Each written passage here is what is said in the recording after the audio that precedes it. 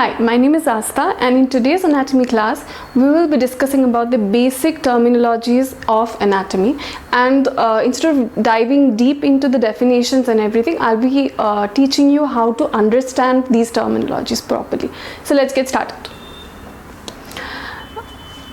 So basic terms that you come across are bones, cartilage, muscles, ligaments and capsules. Okay, cartilage, I've written it again. So few positions like prone position, supine position, and terms like anterior, costal, posterior, dorsal, medial and lateral. So let's talk about this in depth. So what are the different bones in our body? We all know what bones mean. So let's name them from top to bottom. So first, this is the skull, then comes our humerus. This is the humerus. This is the clavicle. Here in our forearm, we have two bones. One is the radius and the other one is the ulna. Now how do you differentiate which one is radius and which one is ulna? First of all, you have to come in an anatomical position where your hands has to be in this like this, and you have to stand straight. So this is the anatomical position of our body. And to identify which side is radius and which side is ulna, it's very easy. The side where your thumb is there, this side will be your radius, whereas the side your little finger is there, that side is the ulna. Okay, but if you're doing it like this, then the whole alignment changes. So always we have to keep our hands in an anatomical position in order to identify which side is ulna and which side is radius. So here in anatomical position, this one is radius and this one is ulna. So the side towards the thumb is radius and towards the little finger is ulna. Okay, then after that we have all the carpal bones which come here. Here these are our carpal bones, and there are names. I'm not going in depth of each, just understanding of different bones. Then we have metacarpals over here. We have altogether 5 metacarpals for 5 fingers. Okay, so this bone over here, these are our metacarpals. Then we have phalanges. So the fingers, each one finger has 1, 2 and 3 phalanges. We have a crease also here, so we can make that out. Altogether we have 3 phalanges in each finger, except thumb. Thumb has only 2 phalanges, proximal and distal. So proximal, middle and distal phalanx, proximal and distal phalanx. So these are all the bones of the upper limb. Here we have clavicle, as I told you, and backside we have a scapula over here.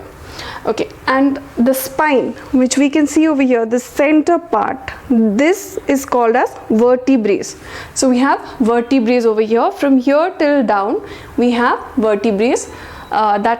We have cervical vertebrae in the neck area, in our chest area or the back of the chest. Back is our thoracic vertebrae, lower back is lumbar vertebrae, and down it is followed by sacral and coccyx.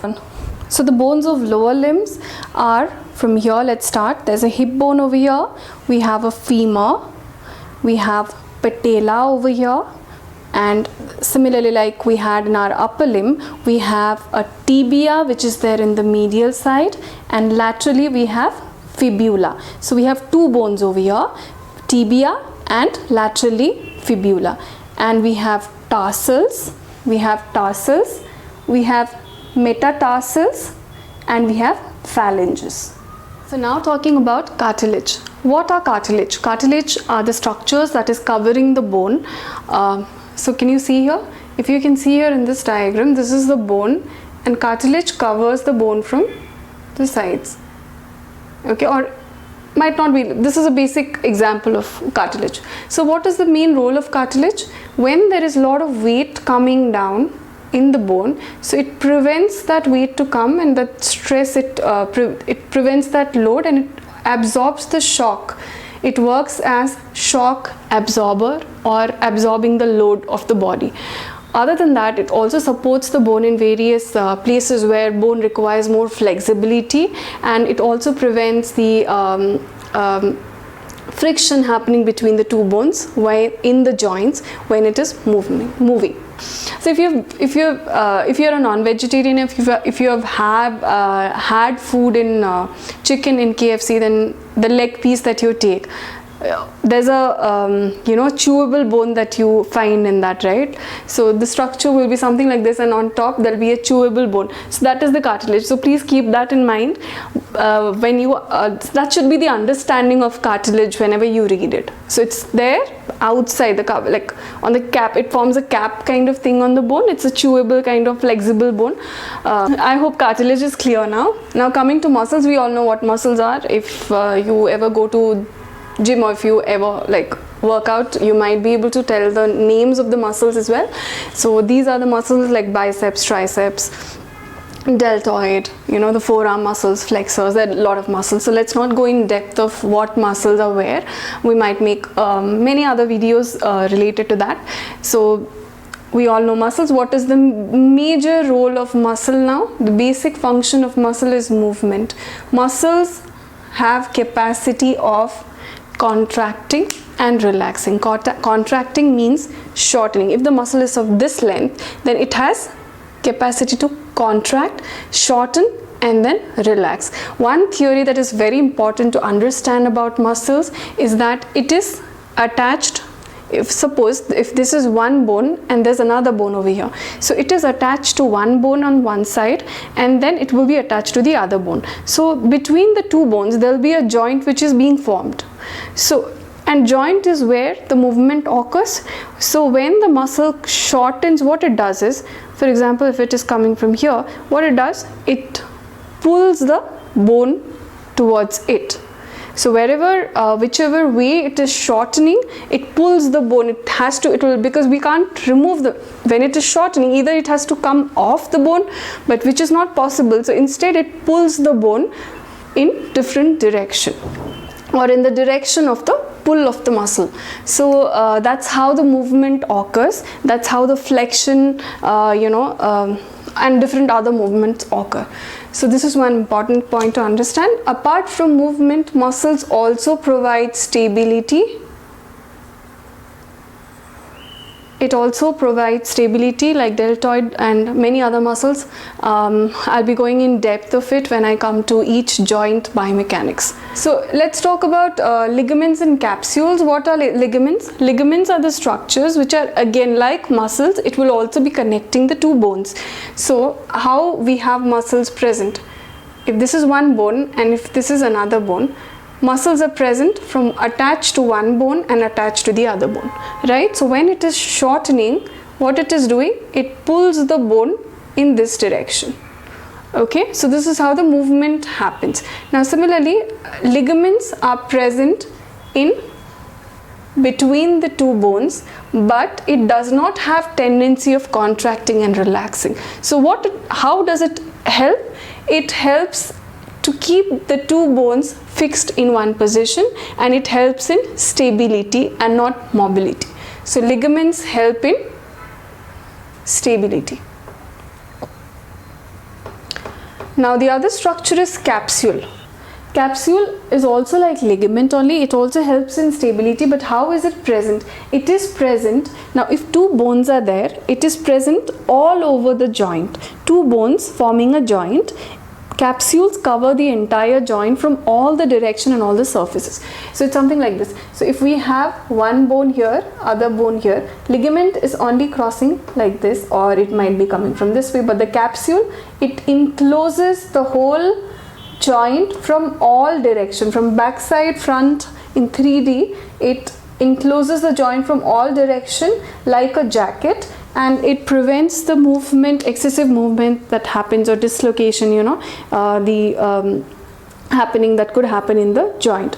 So that's how it provides stability to the joint.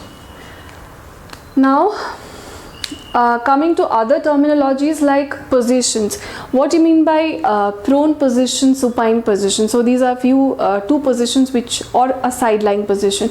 So few positions that we commonly hear, come across in anatomy. So prone position is nothing but when you are lying down with your tummy down. So you're lying down with your tummy down, that is your prone position. Whereas supine position means when you're lying down with your looking upwards on your back. Okay, so if you're lying down on your back and you're looking upwards, that is your supine position. Whereas lying down with tummy down, lying on your tummy, it is your prone position. Side lying is, it could be either the right side or left side. So lying side on one side, that is your side lying position. Other than that, we also come across terms like anterior, posterior, medial and lateral. Now what is anterior? Anterior could also be called as costal. So either it could be anterior surface or costal surface. Both have the same meaning. Now anterior means something in front. Okay, something in front. So it's always based on relation. It's a very relative term. All these are anterior, posterior, medial, lateral. These are kind of relative terms. So if you are talking about anterior, you should say anterior to what? So for example, my hair is posterior. Posterior means back. So my hair is posterior, whereas my eyes are anterior in my body. Okay, now whereas, so here in my body my eyes were anterior. If I'm keeping this marker in front of me, then my eyes are posterior to the marker now. So that's why it's a relative term, which when you compare, you have to compare with something. So that's how you can make whether anterior or posterior. So anterior means front and posterior means back. So anterior can also be called as costal surface, which is the anterior surface. Posterior can also be termed as dorsal. Okay, so costal is anterior and dorsal is posterior. Now apart from this, we also come across medial and lateral. Now how do we define medial and lateral? Medial means always towards the midline. Towards the midline, near the midline is your medial. Anything that is away from the midline, that is your lateral. Now again, these are again the relative terms. If I have to say that, let me just compare with the two markers. If I say, okay, now one blue marker is here and green marker is on the other side. Now which is medial and which is lateral? So here, because which is the midline of the body? My midline of the body is here. So blue marker is medial to my body. Blue marker is medial and the green marker, since it's away from the midline, it is lateral. So blue marker is medial from the green marker and green marker is present laterally. Similarly, now if I am keeping this green marker here now, then this will be medial and the blue marker will be lateral. I hope it's clear. So the one, any structure or any structure or anything that is near towards the midline is medially, and the one which is away from the midline, and it's a comparative term, so away from the midline is lateral. Okay, so for example, we have two bones over here. One is radius and the other is ulna. So which one is more medial? Now in anatomical position, it's going to be placed like this, in this way. So I have to keep it down, which might not be visible right now, but I'm going to show it like this. So which is medial and which is lateral? So first we have to keep in, if I'm doing it this way, it's not going to be correct. So I have to keep it in anatomical position first. In that, which one is near to the body? The bone which is here or the bone which is this side? So this bone is medial to the body. So this is our ulna. The one which is medial to the body is ulna, and the one that is lateral to the body is radius. Okay, so radius is present laterally and ulna is present medially. Similarly, in our fingers, we are not supposed to do it this way, as I'm repeating it again because this is not the normal anatomical position. It has to come this way. So here the thumb is present laterally and this finger, little finger, is medially. Likewise, the ring finger lies lateral. The ring finger lies lateral to the little finger, whereas the ring finger lies medial to the middle finger. Middle finger lies lateral to the ring finger, but it lies medial to the index finger. Similarly, index finger lies lateral to the middle finger, whereas it lies medial to the thumb. So that's how we do the comparisons, and that's how we say which is medial and which is lateral. A structure which is medial could also be lateral to some other structure. So it's a complete relative and comparative term. I hope it's clear. Now coming to the other terminologies like proximal and distal. So proximal is which is near from the head, that is proximal. Which is away from the head, that is distal.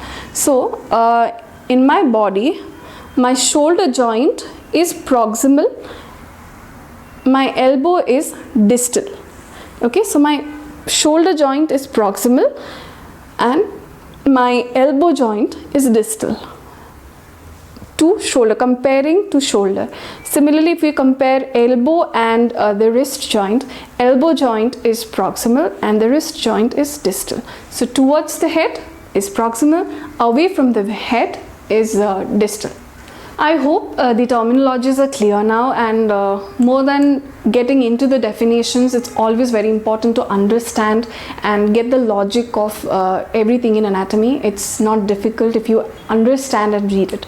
So with this, I would like to end this video. I hope it was really informative for you, and I hope you understood the logic of it. And if you have any doubt, then please put it up in the comment section.